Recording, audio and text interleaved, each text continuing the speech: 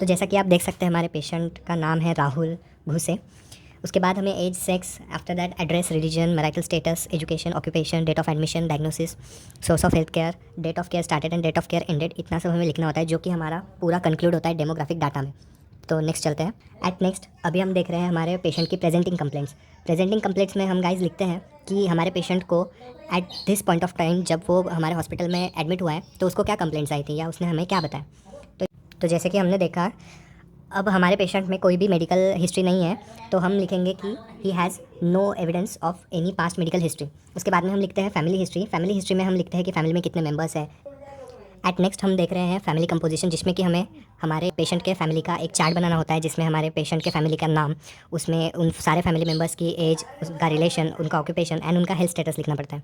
उसके बाद में हम आते हैं फैमिली ट्री पे, जिसमें हमें एक फैमिली ट्री डायग्राम बनानी होती है, जिससे कि ईजिली एग्जामिनर को समझ पाए कि उनका फैमिली ट्री कैसा है या फैमिली में कौन सा बड़ा मेम्बर्स है और कैसा उसका फैमिली ट्री है। आफ्टर फैमिली ट्री हम आते हैं हमारे सोशियो इकोनॉमिक स्टेटस पे, मतलब हमारे पेशेंट का सोशियो इकोनॉमिक स्टेटस लिखना होता है कि हमारा पेशेंट का इकोनॉमिकल स्टेटस कैसा है और हाउस होल्ड उसका कैसा है। उसके बाद में हम आते हैं पर्सनल हैबिट्स पे, हमारे पेशेंट की क्या क्या हैबिट्स रह चुकी है पास्ट में, वो सब हम यहाँ पे लिखते हैं। उसके बाद में हमें लिखना होता है न्यूट्रिशनल हिस्ट्री। न्यूट्रिशनल हिस्ट्री में पेशेंट ने लास्ट क्या क्या चीज़ें खाई थी या उसकी न्यूट्रिशनल हैबिट्स क्या क्या है, ये सब हम वहाँ पे लिस्ट डाउन करते हैं। आफ्टर ऑल दिस हम आते हैं हमारे पेशेंट के फिजिकल एग्जामिनेशन में। फिजिकल एग्जामिनेशन में हमें हमारे पेशेंट को फिजिकली एग्जामिन करना होता है, जिसमें कि हम हमारे पेशेंट की सारी डिटेल्स लिस्ट डाउन करते हैं, जिसमें सबसे पहला आता है general appearance and behaviour as list down, आप पढ़ सकते हैं। उसके बाद हम लिखते हैं मेंटल स्टेटस। मेंटल स्टेटस में हम उसका जो बिहेवियर है या उसका जो मेंटल स्टेटस है उसको पढ़ते हैं।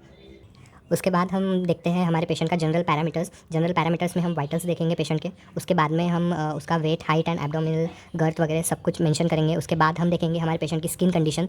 उसके बाद में हम हमारे पेशेंट का हेड टू फुट असेसमेंट देखेंगे, जिसमें कि हेड में जैसे कि हमें पता है कि स्कल आता है सबसे पहले, स्कल में हेयर एंड स्काल्प। उसके बाद में face, eyes, ear, nose, mouth and pharynx. उसके बाद में हम देखेंगे नेक एंड फैरिंग्स। उसके बाद में हम चेस्ट देखेंगे।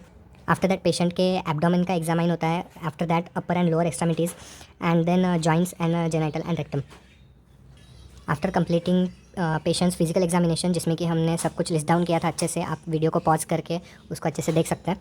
हम आते हैं इन्वेस्टिगेशन पे। इन्वेस्टिगेशन में हम पेशेंट में क्या क्या इन्वेस्टिगेट करेंगे, जैसे कि उसका WBC हो गया या हिस्ट्री कलेक्शन हो गया, फिजिकल एग्जामिनेशन हो गया, ये सब लिस्ट डाउन करेंगे। After that we will come to the disease condition. Disease condition में हम हमारे पेशेंट के डिसीज़ कंडीशन का पूरा सिस्टमैटिक ओवरव्यू लिखेंगे, जैसे कि डिसीज़ की डेफिनेशन क्या है, उसके टाइप्स क्या क्या है, और डिसीज़ में आगे इटियोलॉजी, कॉजेस, पैथोफिजियोलॉजी, उसके डायग्नोस्टिक इवोल्यूशन, उसके बाद में उसका मैनेजमेंट, ये सब पढ़ाएंगे। After that we will study the drug study. Drug study में हम लिस्ट डाउन करते हैं जो प्राइमरी हमने 3 और 4 ड्रग्स दिए हैं, जिसमें कि हम ड्रग का नेम, उसका route, dose, frequency, action, side effects and nursing responsibilities देखते हैं। After drug study, we will see the nursing care plan of our patient.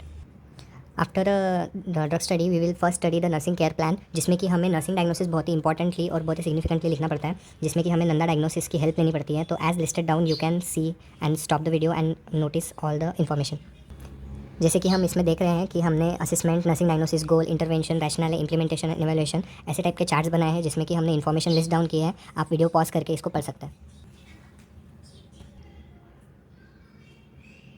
So after the nursing care plan, at last हमें health education लिखना होता है। Health education में हमें patient को सबसे लास्ट में उसके हेल्थ के रिगार्डिंग कुछ एजुकेशन देना पड़ता है, कुछ एडवाइसेस देनी पड़ती है, जैसे कि लिस्ट डाउन है, आप लोग देख सकते हैं। मैं उसके पर्सनल हाइजीन के ऊपर, डाइट के ऊपर, एक्सरसाइज के ऊपर, rest and sleep and medications, इसमें और एक ऐड होता है जिसमें कि हमें फॉलो अप का एडवाइस देना पड़ता है पेशेंट को।